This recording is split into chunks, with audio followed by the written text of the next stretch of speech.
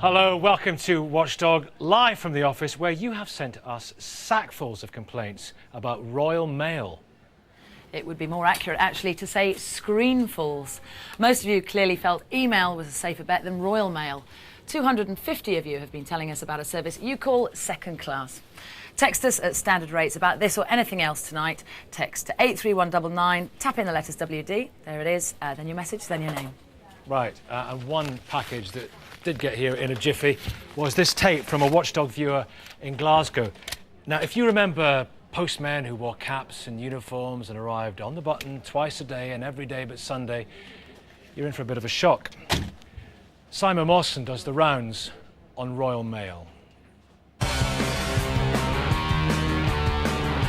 Strikes, profit slumps, post office closures, redundancies. Britain's postal service is in crisis. We need to start turning this company around and giving people and customers the service that they deserve. Well, Adam Crozier's had 21 months to get it right, but it hasn't happened. In that time, what was once a national treasure has slipped towards a national farce.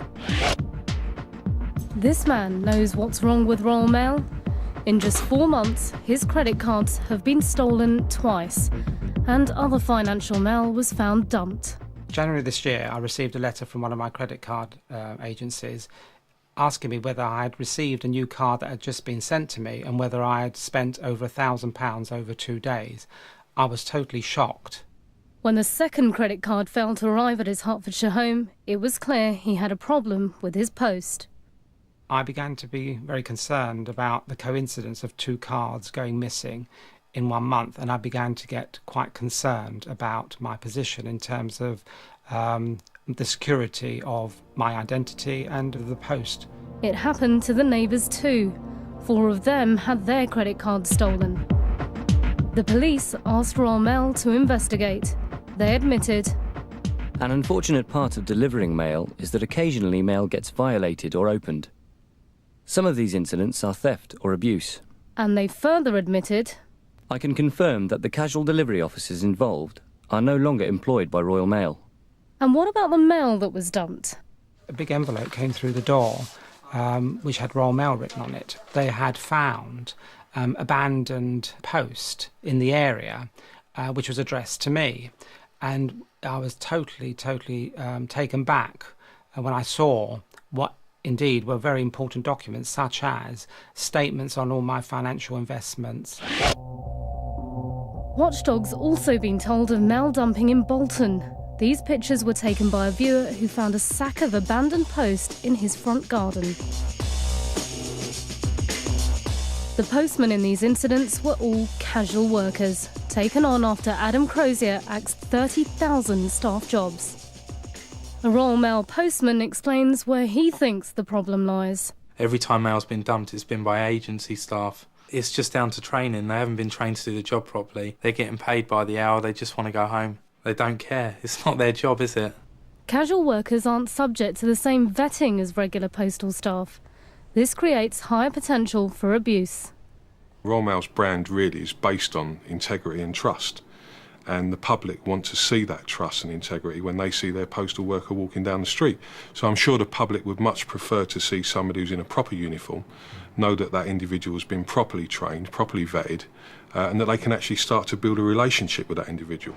By decreasing staff and increasing prices, Adam Crozier promised a more efficient service. But the fact is, the independent body Postwatch now gets more complaints than ever. So, are things going from bad to worse? This is what passes for a postal service in Glasgow. This teenager is a Royal Mail casual worker. The video was sent to us by a Watchdog viewer. This is what our postman does with our mail. Now, he's been there for quite some time because I had time to go and get the camera and actually get it set up. So obviously none of us got any mail today. Again. What will amaze most people is Royal Mail's claim that what this boy is doing is standard practice, reposting undelivered mail. it's clear that it can't possibly be standard practice to see an employee putting that quantity of letters back into a letterbox. If they're going to do it properly, they need to do it in a specially designed pouch, and they need to sign up every individual letter as to the reason why they couldn't deliver it. And I have to say that not only is it not standard practice, but most ordinary postal workers would be just as appalled at what they've seen as your viewers will be. Royal Mail. With us, it's personal. And Royal Mail say there's nothing more personal than special delivery. You pay more, but your items are guaranteed to get there on time. Marion Dante thought long and hard before sending a very precious package of her own. My brother died suddenly at the age of 57, and we wanted to transport the ashes up to where my father's grave was. And we couldn't really cope with the travelling, so we were told by the post office that we needn't worry, that this was a very safe method of delivering the ashes. Royal Mail special delivery, guaranteed by 9 a.m. next working day. If you can't take it personally, we will. The ashes had been delivered to the wrong house, and they then went to retrieve the remains and brought them back to my sister. Well, we were very upset that something so precious to us had been in somebody else's house for a length of time. Missed deliveries, people getting letters in the wrong doors, it's all because people want to finish. Obviously in the last year, since it's gone from 2 deliveries to 1 delivery, it's just been impossible to keep up the standard that everybody's been used to. For the second year running, Royal Mail's failed to hit every single one of its 15 delivery targets. Last year, that incompetence cost it £7.5 million in fines. It may now face further penalties for breaching its licence again. These breaches don't just affect individuals, they hit whole communities. In Peckham, SE15, the service is so bad the residents are petitioning the local sorting office. We keep getting misdelivered mail all the time, and the worry is that perhaps my mail's being misdelivered to someone else who may be opening it. My mother-in-law sent me some vegetables in the post from Devon, from her vegetable garden last summer. And it took 6 weeks for them to get here. By the time they got here, they were disgusting, they were rotten. I think it's a substandard service, and I think we all deserve better. So far, I've had 322 written complaints. This doesn't include the verbal complaints, the complaints I've received by telephone, and those people stopping me in the street to tell me what a mess the Post Office and the Royal Mail are currently in. And the man in charge of it's on £500,000 a year. First-class salary. Shame about the second-class service. Alan Barry, Director of Royal Mail, joins us. Alan Barry, good evening. You've been kind enough to send flowers in compensation to the family whose brother's ashes were wrongly delivered. Yes. But we're getting lots of text into our mailbox already, and a lot of people are distinctly unimpressed with the Royal Mail. Here's one, just come in. The management are more to blame than the posties. More training is needed. It's all your fault. From a management perspective, yeah, we take the responsibility for all aspects of performance, and we care about performance as much as the postmen do. Yeah, you don't have to be too misty-eyed about Postman Pat to see a teenager in a trackie looking around furtively, shoving loads of mail back into a postbox is an appalling, shocking image for the Royal Mail, and no amount of PR is going to blot that out. How do you explain that? Well, there's 2 separate things there, Nicky. I mean, we do have a procedure called pouching off for undelivered items, and you'll know that part of Glasgow around Queen Margaret Drive is student land. And I know that procedure means you have to put things properly into a returns envelope. And that's not what you saw. He was not doing that. And that's exactly that. And you portrayed that as a casual worker. It's not actually. He's a young laddie who just started with us 4 or 5 weeks before that. So he was still in his trial period without his uniform there, and he partially followed the procedures, but hadn't. He left himself a bit wide open. He's very upset that you sent the part of that tape to the Sunday papers, so that his face was plastered all over the Sunday papers. Very unfortunate. It wasn't plastered all over the Sunday papers. It was. I read it myself, Nicky, and that was you publicising this programme. He's just a young lad starting in his career, and that was very difficult. Alan Barry, his face was disguised and his name was not used. In second edition. Let's move on. His face was not used. Let's move on to the substantive point, yes, which is that he didn't endorse them properly. And we're Absolutely. there's so many, and you acknowledge that. Yes. And we're getting so many I know anecdotes are anecdotes, but I do a lot of jogging in South London, and just the other day I encountered a guy posting letters, and he had an A to Z, a London A to Z, and he was asking me where streets were. Okay, fair enough. And there was another guy there who asked me what the date was. I mean, these people are not properly trained. You've got people like that who don't know what day it is. We've got 200,000 employees in the Royal Mail, and the vast majority of them are doing an excellent job every single day. We've gone through some massive changes, probably the biggest amount of change any company's gone through in the UK in the last few years. During that change over the past few months, in the last year especially, we had an over-reliance on casual workers, temporary workers within the post office, and that was affecting quality of service, and that's something we looked at in the spring and decided to take action on. Yeah, but the damage has been done. You brought those numbers right down. What about the people that are left? I mean, the whole thing is that, you know, we've got a single delivery going on now, and we're hearing from people all the time, and we're hearing, it's not just from our viewers, it's not just from the unions, it's not just from Postwatch. We're hearing from posties, postmen, postwomen on a daily basis. They're having to make deliveries at 7 o'clock, 8 o'clock at night. That is wholly unacceptable. Well, we're 95% through those changes now, and the postmen hate the criticism just as much as anybody in the boardroom does. They hate the fact that we're taking some hits in the media, and people are saying that we're not providing a good service. Those changes have largely bedded down now, and the last 5% of the country is where we're putting our effort now to make sure that's settled down. Good luck to you. Thanks for coming in, Alan. We'll see what our mailbox says tomorrow. Okay. Now, last month we told you about a company charging the elderly outrageous sums of money for house alarms they didn't need. Now you've told us about a damp-proofing company doing much the same thing. A company that changes its name a lot quicker than it changes its nasty habits. Never mind a damp detector, with these boys a lie detector might be a better idea, as Paul Heine discovered.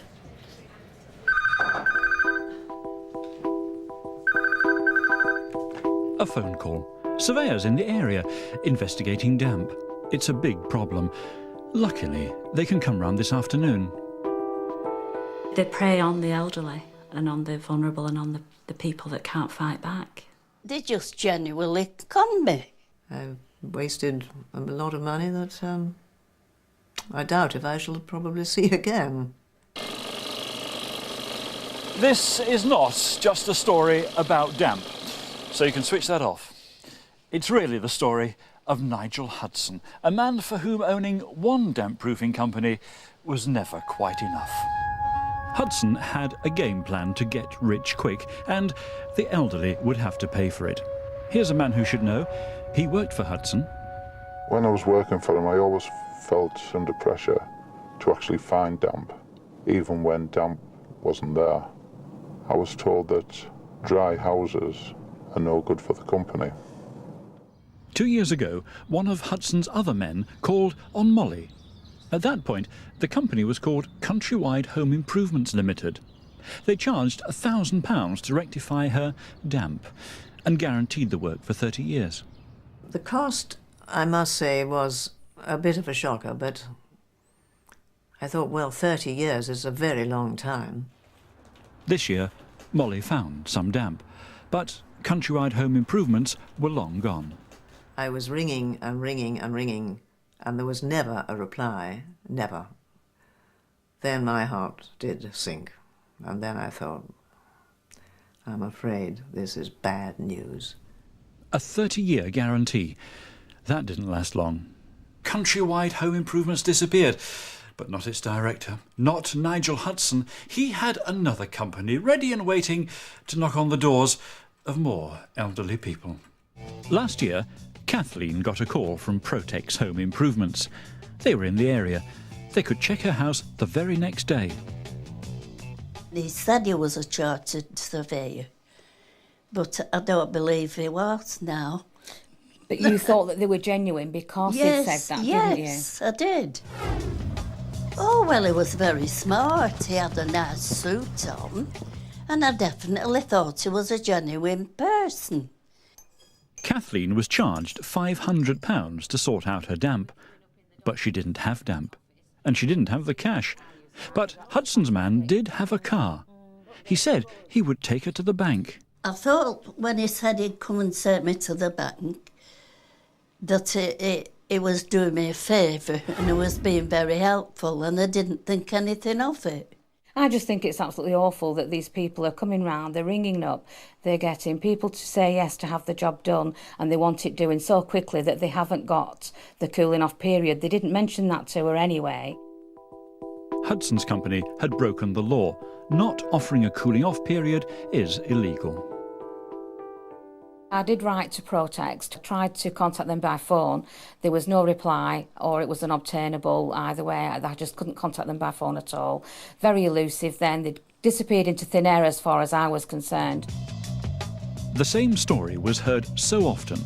The Department of Trade and Industry moved in and wound up Protex 2 months ago. And did that stop Nigel Hudson? If only. He started another company. It was called Complete Damp Proofing Services Limited, complete with the same cynical routine. He's a very gentle gentleman, very believing and trusting, really. He would believe anything that you told him. When I arrived at the house to pick Herbert up for his hospital appointment, I saw there's some workmen outside the house. I asked them who they were and where they were from. They were in a rented van without markings, and alarm bells started ringing straight away. But Herbert had already handed over more than £1,100. I felt sick and angry at the same time, really, and helpless. From beginning to end, really, the work was completed within 24 hours. It was only by chance that I happened to be there. Otherwise, we would have been none the wiser until it was too late and the money had gone. Liz managed to cancel the cheque, but Herbert was left very shaken. His health deteriorated quite rapidly within 24 hours of this happening. He was frail to begin with, he was poorly to begin with, but this knocked him for 6. Herbert might now have to move into sheltered housing. We want him protected from unsolicited phone calls, from unsolicited callers at the door.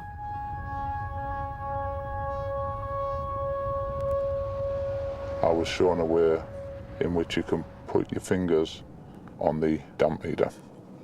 That would make the sound as if there was damp. The company target older, vulnerable people, and people really need to be protected. There are many ways to describe Nigel Hudson. One of them is consistent. All his companies are in Stafford. They've all got pretty similar contracts and impressive addresses, all of which are mail drops. And where is the man now? Well, he's living off the profits in sunny Florida. How would you describe that? And what about those elderly people he's left behind? They may have words for him too. Words like callous, heartless, ruthless, pitiless. It's a long way from damp Britain to the sunshine state of Florida, a lifestyle Hudson enjoys at the expense of many a pensioner. This company has preyed on, a very frail and vulnerable old man and made it unsafe, really, for him to stay in his own house. I just think, well, the money's gone and there's nothing I can do about it. So I've just had to come to terms with it. But you've realised what's happened, haven't you? And yes. you will make sure that you don't do that again. No, I won't. I would never buy anything from anybody at the door, or if they telephone me. They just genuinely con me. They certainly did. Help the Aged say don't do business with doorstep traders. Not surprisingly, we haven't heard a peep from Nigel, our man in Florida, Hudson. Yeah, that's a surprise. There was a time in pop music when talent spotters got out of London, combed the clubs of Manchester, Liverpool and the like, and spotted talent. And now they don't have to get off their big, fat sofas because talent, or sometimes an excruciating lack of it, is on your telly, complete with the acid put down and scowl from Simon Cowell. But how about this for a put down? You think you've got talent, you pay an agency to develop it, but the only thing to develop is the size of the agency's bank account. Jules reports and gets to share a sofa with Brian McFadden. I went along to an audition that was advertised in the stage newspaper for a girl group. I got a letter through saying that I was successful. so of course I was ecstatic, and I told a couple of people, not a lot of people, and they were like, that's so easy, how did it happen so quick? It's Friday night, Studio 3, top of the pops. If you make it to this stage, your audience will run to millions. But those people won't make it here. Not because Simon Cowell says they won't, but because they put their faith in Gold Star Management Limited. In love with you, you're the one that I want. In June, Gold Star Management appeared from nowhere and started holding auditions for a new girl band. Hundreds applied. Scores were successful. They were formed into groups. This is one of them, Entice.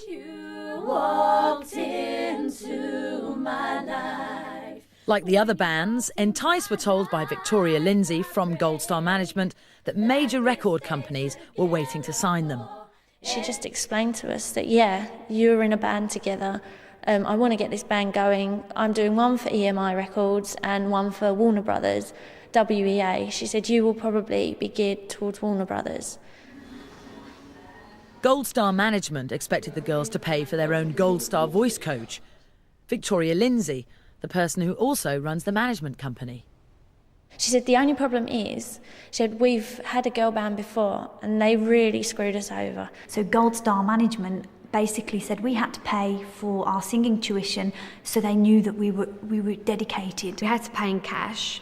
We had a signed agreement to say that we'd get that reimbursed once contract is signed. The girls each had to pay £45 a week, which when you've got no money is a lot of money. I gave up my job as a dental nurse so I could work solely on the music. Victoria Lindsay said, no, don't worry. She said, you'll be fine. In November, you'll be fine. In fact, you don't need your job right now. You've got me so excited. The weeks passed, we was having more training, paying the £45 a week. We were learning a song. It seemed to be an original song. I thought, this must be legitimate. So we're getting excited. And when you're in a studio and you're being told this, it's exciting.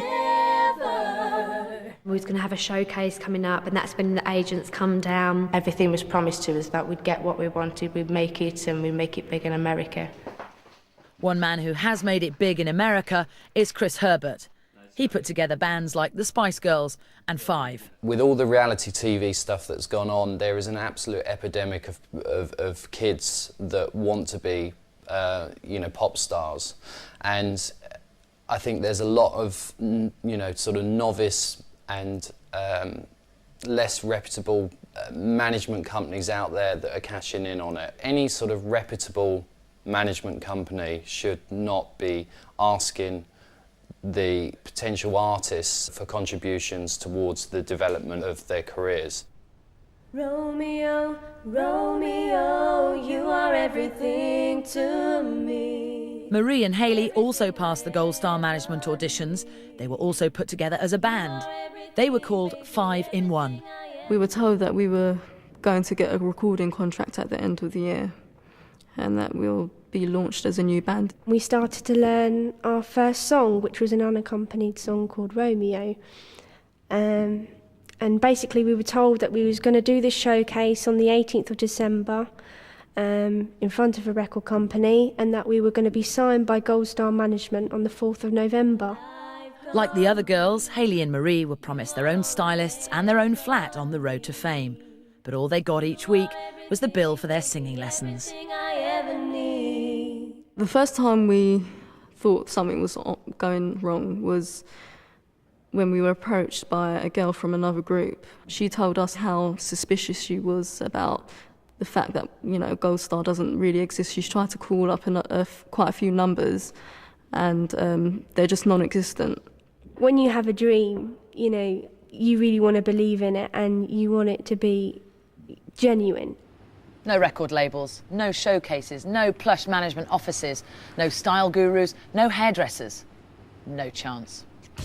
And then, as quickly as Victoria Lindsay's Gold Star Management appeared, they disappeared, with thousands of pounds of the girls' money. She basically turned around and said, oh, I've got to go to America. And that was the last singing lesson we had with her.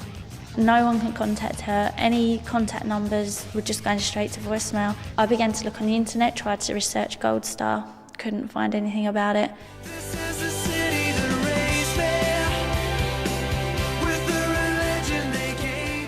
out of thousands of wannabes, there's one gonna be.